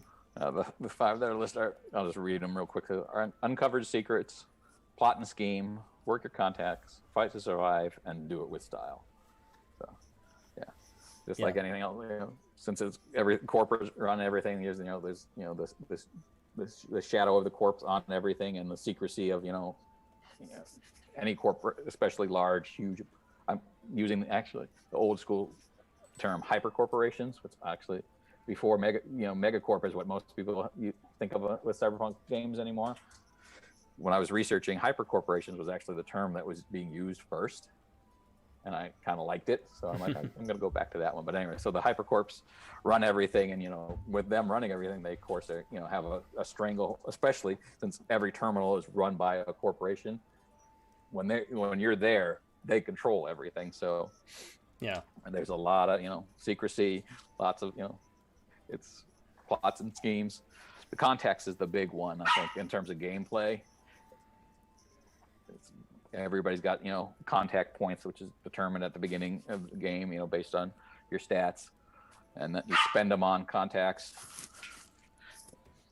turn, and then you can use them for various things. So and then the fight to survive is pretty obvious.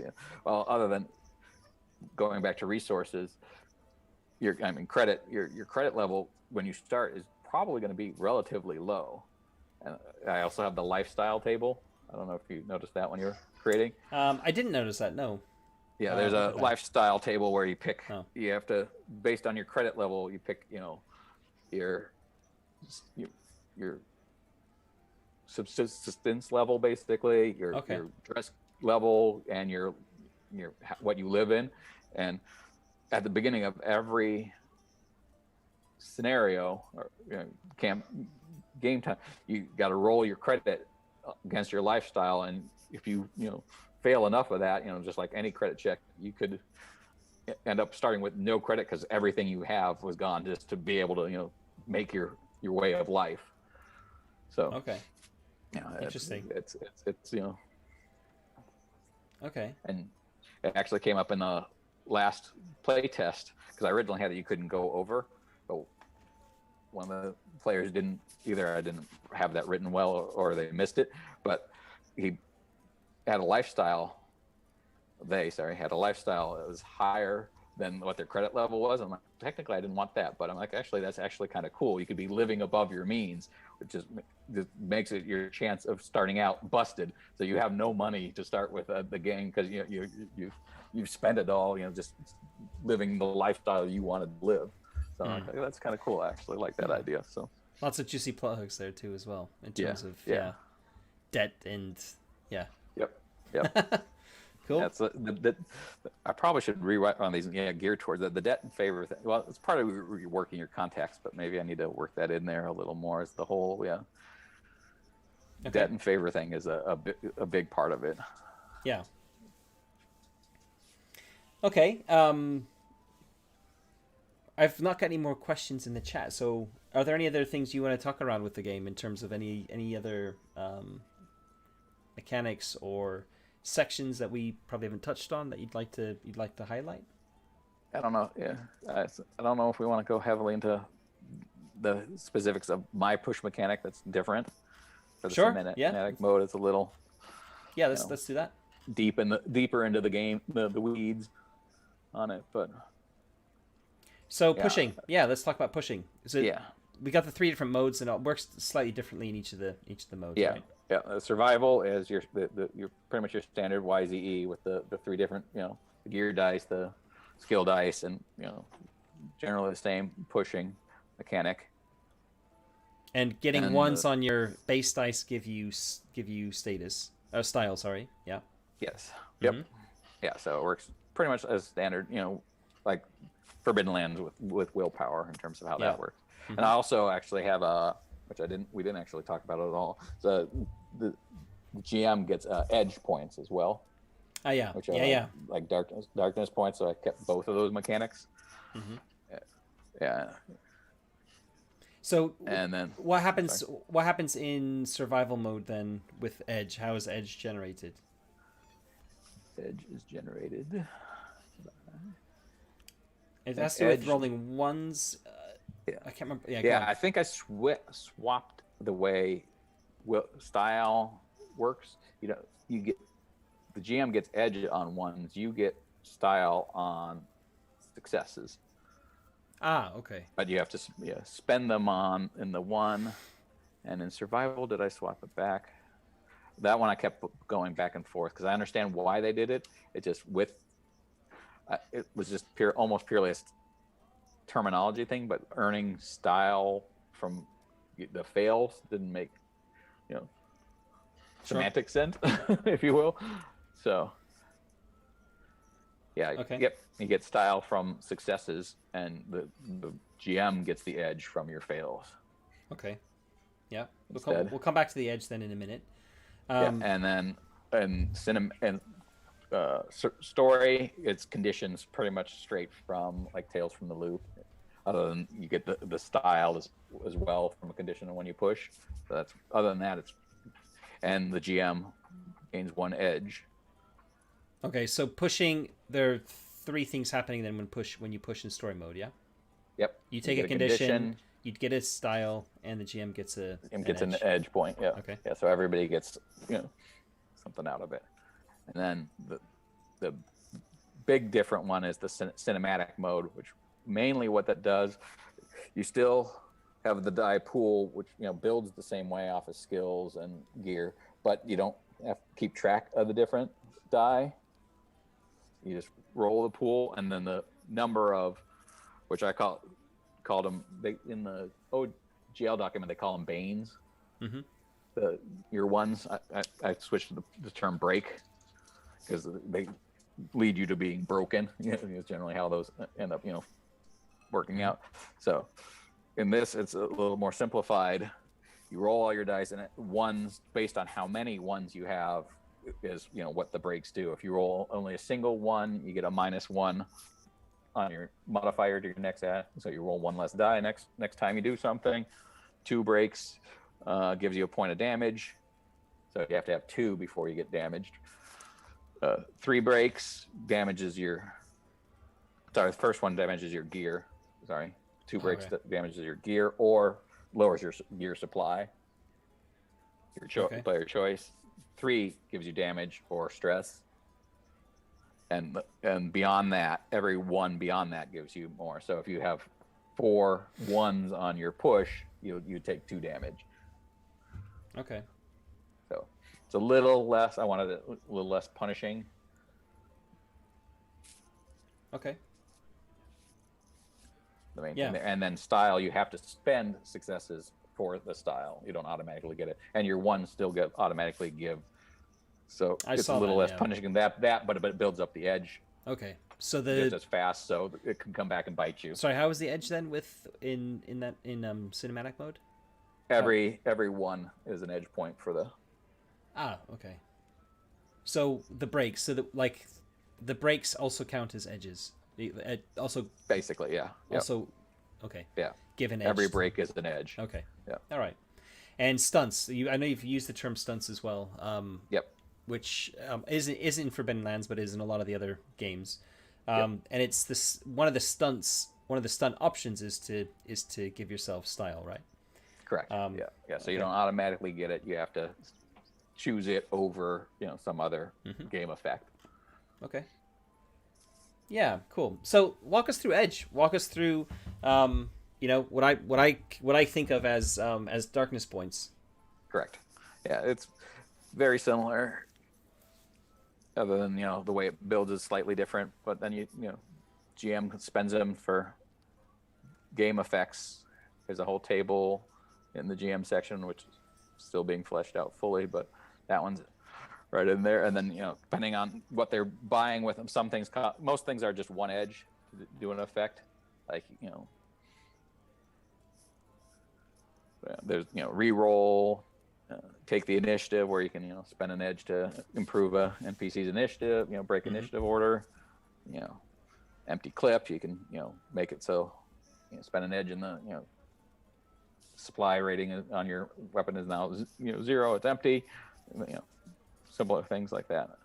Most of them are 1. There's ones that cost more, that are more powerful things, but it's okay, a pretty simple table. It's just get way for the GM to use your breaks from earlier against you. Yeah. Okay. Since it's less punishing for the most part. And okay, one other thing to talk about, I guess, because I'm looking. It's right. The next section in the document is about advancement. You're using advancement points, which are experience, renamed experience points. I renamed it mainly because a lot of people, especially coming from like D&D and stuff, experience. You have the points, they're always there, and they just keep building up. This, you spend them and then they go away. So if you spend your 5 points, you don't have them anymore. They're not still there, and you build upon that to get some other goal.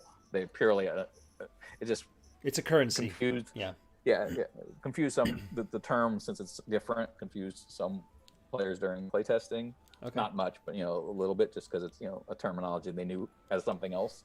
And since the section was already called advancement, figured just change the name of the points. It was just semantic, but again, easy.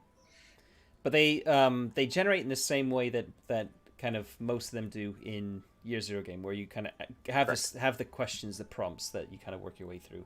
Yep. How about how can you improve yourself with advancement points then? Skills cost 5 points. Your concept talent, since it's ranked and you only start at 1 in it, costs the rank level times the 5 points. So to go rank 2 costs 10 points. Okay. Go to rank 3 costs 15. So it's harder, but it's your most powerful ability, and it's like the key to your who you are. So Okay. contact points can be bought at a price of 3. So you can spend 3 advancement points to get another contact point to improve, because contacts are also ranked. Okay. Yeah. Any one, I haven't written them up yet because I don't the section, but and any of the professions can be a contact. So you can have a contact who, if you don't have a kit bash on the team, like your guy, you can have a contact who's a kit bash, and then the rank you have in that is basically what rank his concept talent would be at. Is what that would be. So if you have a rank 3 concept, he's a kit bash with his concept talent at rank 3. So he's a really good kit bash. So it's a pretty simple. That's exchange of points there. Okay. Yeah. And cybernetics work like they do in Coriolis, where you have to spend advancement points and credit to get more. To get more of them. Yeah. Since they kind of work as talents, you have to have both. And then you can't buy any other talents. The talents you get when you start with, or what you have, you can only boost them with style. Okay. Cool. One of the things we didn't talk about was with hacking, that there's a hacking glitches table, which I recognize as basically the kind of very similar to the Forbidden Lands mishap table. Yes, that's where it started out as that, and then was modified to fit with hacking. Yeah. So that's cool. So I mean, that just kind of feeds, I guess, into hacking working very similarly as Magic. Yeah. The difference, I don't know if it works that way, and I think it works the same way. It doesn't matter how much, the amount of ones you have, you just get a glitch. You don't. Yeah, if you have at least one. Yeah. In Forbidden Lands. Yeah. Is the same here? Exactly. Yeah. Yep. Okay. Yeah. Yeah, which I quite like. But I see that there's a mention of demons with spelt with the A. What I didn't see that. I see it in the glitches table, but what is that exactly? Up yet? They'd be they're like they're like a net program. They're like the ultimate ICE, basically. They're out there just roaming around, causing havoc against hackers, whether they're controlled by the corporations or a rogue daemon out there. That'll be a daemon generation table. Is one of the things I'm going to add in this section. So you can roll them up, and they're just they're the big baddies in the net that you don't want to mess with. If you run into a daemon, it's like running into a dragon. In you probably don't want to fight it. You're probably going to have to try and get the heck out of there. Yeah, they're the big trouble, just out there in the net. Okay. And are they able to hack into being like a digital adversary? Are they able to hack into your body as well? Yeah, I'm sure there are probably ones that will have the puppeteer abilities. Okay. Do that. Yep. Yeah. Yeah. Okay. There'll be different types, just like anything else. Interesting. Okay. Yeah. And everything, since everybody's wired, almost everything's, everything's AR.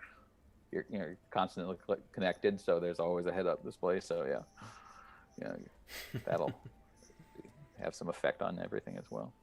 When you say everybody's connected and everybody's hooked up, does that also include people in the DMZ, like the exiles, or? Yep. Okay. Yeah, it's there's originally I was going to have it where when you were exiled, your data link was removed, but it was such a core part of the system that everybody's connected. It made it such a hassle to try and balance what would that do. And since I made it a nano where you're rewired, how would you remove that? Honestly, it's basically your nervous system has been rewired, to be, Wi-Fi capable, if you will. So it's it just would be near impossible to remove without killing somebody. So it just from a game standpoint, it was just didn't make it made it overly convoluted to go, okay, now this guy can't connect, so what does that mean? Because it's core to so much of the game that it just didn't make sense. Okay. Cool. Let's talk about your future plans then. You've mentioned that you're considering, you started thinking about a Kickstarter. Yep. And you've talked about like a core book and potential stretch goals and things like that. So how do you do you see Terminal State occupying your design efforts for the time, like for the foreseeable future, or do you have other projects you've got in different genres or right something? Right now, I'm laying out my brother's game. Yeah. In zine format. So once I'm done with that, but as you can tell, there's some rather substantial holes especially further down in this, in the GM section, and the settings, mainly a bunch of notes of stuff pulled from internet articles that inspire me, that I've got to pull the themes from and rewrite everything. So there's some writing there, but after that, it's just laying it all out and getting it kickstarted. I said mainly just, I think if I can do all the art and layout, it'll be for printing costs, and depending on what the goals are there, setting up goals for hardcover versus soft cover and all that. Okay. And then the stretch goals, I've got a whole, I said, since I started out just throwing almost everything from every YZE game in here, I have a whole document of expansion capabilities of stuff that I took out because it was just too much. Yeah. It made the game, bloaty. It was just too hard to use. Yeah. So some of that could be, expansions very easily, because I've got, and then one of the big ones out there is, I talked about the Grells who were sent out to space. They're still out there. So the goal is to eventually they'd probably want to come back. So there's that whole capability out there. So plenty of possibilities for expansions and that sort of thing. Okay. Yep. Interesting. Okay. So have you got like a time? I know you're like playtesting it with like, I guess your home group or other groups online. Well, it's online, of course, as anything is. And also, nobody I used to play with lives where I do anymore. Okay. So we're all over the place. But it's, a lot of it's the group I played with for many years in Riffs. So. Okay. Are there plans to open up playtesting to? Yeah, once the document's a little more solidified. Okay. So now it's with friends who can overlook the holes a little easier. Right now, people could hit a roadblock and go, "This isn't written up." I'm like, "Yeah, I know." So once I got the holes put in, that is definitely a goal, to open it up more, because more people looking at it, the better. Yeah, definitely. Okay. And have you got any sort of timelines in your head for? The original goal was to try and beat like Cyberpunk Red to market here, or at least come near it. Okay. And since that's coming out very soon now, I doubt I'll beat it, but at least 27.7 keeps getting pushed. I think if I come in around when those are, the market for it will be hotter. Yeah. It'll be more in the forefront of everybody. So that's the goal. So definitely, so next year is the plan. It's not too far off. And art, I don't think should take me that long with the style I want to go through. I think even just having a playtest out and it being talked about a bit more will help anyway. Rather than just necessarily having it finished by a certain time. A full fit. At least getting it out there in the Kickstarter, so it can start getting closer. Okay. Yeah, but I don't want to kickstart it until I at least got it almost all written up. I want it to be easier to get it done. I don't want people sitting forever waiting. Yeah. As Kickstarter can tend to do at times. Yeah. Yeah. Okay. That's where Free League, I think, does it very well. Like, they don't kickstart them until they're pretty close to ready to go. So. Yeah. Yeah, I think that's accurate. I was just thinking of Twilight 2000, because Twilight 2000 I think this has been a little bit different. That one. where It does seem like it was a little there's earlier on than some, yeah, but not. it's also like really different in terms of the whole Yeah. core mechanic and everything. So even the level of crunch and stuff. So I think Yeah. that's why. But yeah, generally I agree with you. Like they tend to be um, mostly finished by that point, and it's more a case of like adding content through stretch goals potentially. Like Yeah. you know, they if you've got the main game written, you can easily add additional classes or whatever they're called for that specific game, professions or whatever. Yeah. But yeah, or adventures written, that sort of thing. Cool. Yeah. All right. That'd be So another good thing yeah. for stretch goals I haven't thought about yet. Is I like how they have other people in the community, right? Adventures. So that'd be definitely a good thing. Gets Well, it's a good use of the money, right? That's being raised. So it's Yeah. like, well, it costs money to get to writers to write stuff. Yeah. So and it gets other people's takes on what you Yeah. you know definitely. playing in your sandbox, which is the ultimate goal, anyways. Yeah. Yep. Absolutely. Cool. So yeah. Anything else you want to talk around, or push, or anything that you want to kind of talk about? You've got me here. That kind of last little stretch of time. So that's other than so how do you like the character creation process, I guess? Yeah, I mean, I love life path generation systems.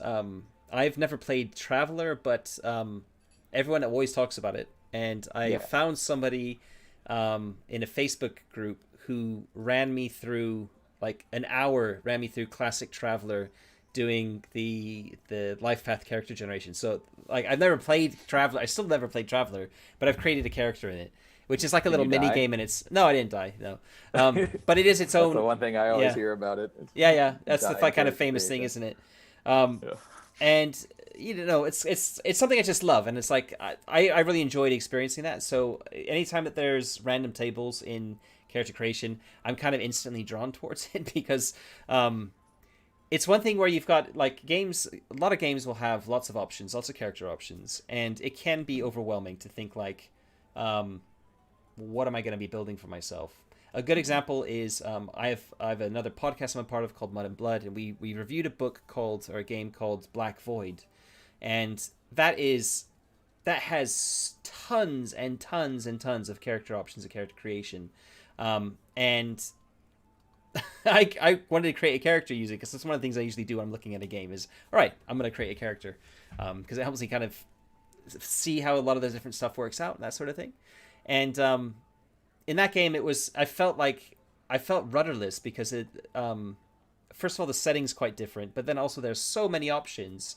No way of kind of generating anything randomly either, so you kind of have to pick at every step. You're picking something, and anytime you're picking something, you get this sort of D&D style mindset, which is like trying to maximize or get the optimum build.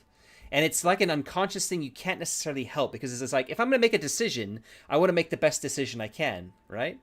Whereas when you're rolling randomly, it's like, this is a character, this is a character within the setting that I'm going to be inhabiting when I play. And, if making the assumption that everything's kind of balanced in terms of like everyone gets a similar amount of skill points and everything else, which of course is how it works. You get something that you probably would never think of, or you would probably never roll up yourself. And it's coming up with those kind of wild results that don't necessarily go together. And you're like, why? How can I make a connection between these two things? Because it doesn't make any sense. For example, like I've got this Kit Bash who's part of a Repo Man crew, but looks like a punk. But I'm not a punk, I'm a human citizen. So it's like, okay, there's probably a little story there about my character. And because it's like, if I had just rolled randomly for being a Kit Bash part of Repo Man crew, I probably would go with the kind of stereotypical, I'd lean into what I would consider like stereotypes for certain types of professions and be like, I'm going to go for like a tinker type of look. Yeah. Somebody who's, doesn't really care about their appearance too much necessarily, is like, covered in like, grease stains, or, they've got like, I don't know, like a tool belt on them or something like that, like practical stuff for hacking. But here I've got this, like somebody with like biker leathers and body piercings and stuff. It's like, okay, that's interesting. What does that mean? Yeah. And I love it. I love it. So, I mean, you have lots of options. It like I guess in terms of like feedback, which I don't know if I should be doing live or not. No, you're fine. But there That's are fine. lots of steps to go through for it, more than the other systems. But on the flip side, I always consider the Year Zero life path systems to be quite lightweight anyway. They're quite, yeah. I mean, you're rolling through life path generation very very quickly, right? You're only rolling Yeah. on upbringing. You're only rolling on career, but you can choose your career as well. And then it's life path, your formative events, right? And Yeah. that's kind of it. And I've seen games that I've like Conan, for example. Conan 2D20 has a sort of life path system which is extremely detailed. It takes a long time to go through. Traveler takes a long time to go through, and I enjoy them as well. So this is kind of sitting between the two, where it's a little bit more involved than the stereotypical Year Zero games are, but I think that works. And also because you've got all these different things going on with augmentations and humanities and your social status, all these different like kind of things, which are all important within the setting.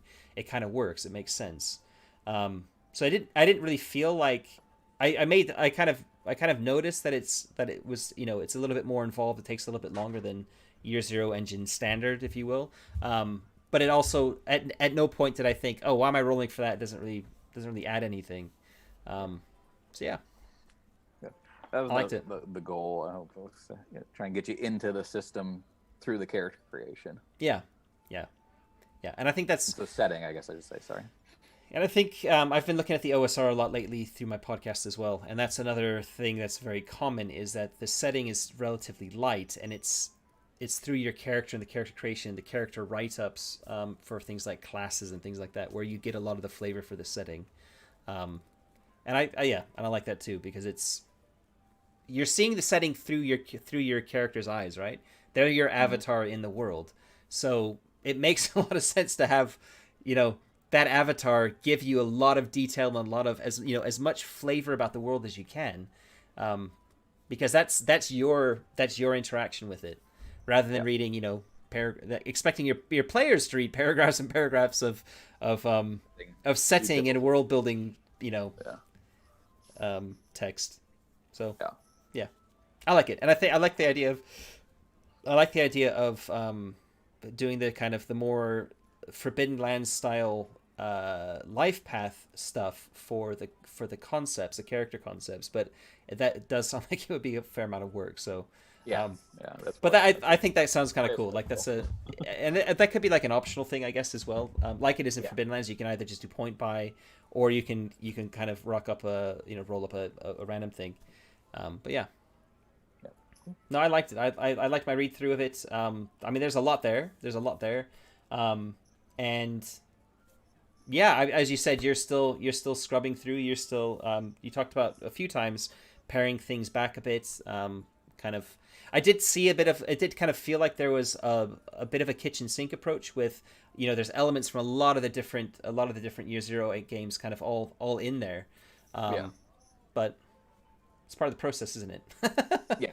Yeah. And I'm very much looking at it right in the middle. So yeah, I'm excited to Definitely. see. I'm excited to see kind of where you end up with everything, and to see some of the kind of the GM section fleshed out a bit more, and also Yeah. the That'll be setting. the. I'm Yeah. That'll be fun. The setting is in my head. It's just not on the page. sure. And I think that for me, the most exciting element of the setting are the orbital rings. Yeah. I read Ringworld when I was a teenager, and was that Larry Niven? I think. Yeah. I believe Yeah. so. And that really captured my imagination. And I've always been drawn to these like to rings for some reason within space, and Yeah. space stations that are kind of rotating rings and all that kind of stuff. Just like when I see them, I'm just like, yes, Yeah. big thumbs up for me. Yeah. So Yeah. I'm Well, hoping you'll put a little bit of detail into the rings, because that's something that probably you can't really. There's no real world analog to that, right? yeah. There'll definitely be a little bit more on those. And what I liked about them is in doing the research is that how fast you can travel then because of them. Once you get up there, being able to go, from there to some other place on the planet. is increase is so. I guess And yeah. I wanted Yeah. the whole planet interconnected easily, so people could go, Yeah. wherever they wanted to start, wherever they wanted, and still be able to connect, to where they needed to go in the end, for a campaign, fairly easily and quickly. And that's just that probably should said that I need to flesh out one of that beyond the contact one. The whole connectivity, I think, is a big part of the game. Mm-hmm. Cool. All right. Well, we've just hit the 11 o'clock dot, so yeah, bang on time. I guess I'll mention it again, but we did. There was a question asked in chat about how to get in touch, how to stay in touch with the game. There is a Discord server for Terminal State, so that's at the moment the place to go to. There's a link in the chat, which if you scroll up a little bit, you'll find it. But it will also be in the description of this video as well. But that's where you can talk to Chris when he's like, if you have any questions about it, you want to see updates, all that kind of stuff. I guess to also get informed about when the a public playtest would be going live would be Definitely. on Discord as well. Yeah. So cool. Thank you. Is that the I did talk to you a little bit earlier about social media. Are you on any other social media for people to kind of follow or anything like that? No. Okay. Not currently. I said I probably should up that game a little bit, but it's, again, with what I do, it's just always been a bane of my existence. Yeah, Facebook. I used to be on Facebook and I got off of it and never looked back. And that one was probably the lowest on the list. But yeah. Twitter, I probably should at least get on. That one seems relatively. Yeah, I mean, I never used Twitter until my podcast came along, and now it's kind of like I'm on there more and more and more. Yeah. And it's just one more social media thing to check and to lose time to. But at the same time, it's like because what I do, it's kind of quite important to do it. So yeah, a necessary evil kind of. But yeah, it's so I know what you mean. Probably going to become that when I get closer to trying to launch this thing. There are quite a few kind of I know quite a few role-playing, like tabletop role-playing designers who have a Facebook presence literally just for their product. They don't have they don't use it for anything personal. They don't have a personal they're not connected to anybody they know on it. It's literally just, I need a Facebook profile because there's a lot of people on Facebook, and that's a great place for people to connect and stuff. But other than that, I'm not interested in. Yeah, if I go that route, that's definitely what it would be. Yeah, cool. All right, Chris, thank you very much for taking the time and for talking to me about Terminal State. I'm very excited to see how it develops, and everyone who is in chat, thank you very much for watching live and for giving questions and stuff. That was really good. So yeah, I'm gonna be going live. If you've not watched this channel before, I go live at this sort of times. This is 9 p.m. local time here in Germany, every Thursday and Sunday night. And yeah, I don't know. I'm not 100% sure what's coming up next on the thing, so I won't really talk about that. But links to follow this channel on any of the social media platforms will be in the description below as well. So cool. Thank you very much for watching. And Chris, once again, thank you very much for spending the time. Okay. Thank you for having me. All right. That's good. Cool. Thanks very much. All right. Bye. Bye.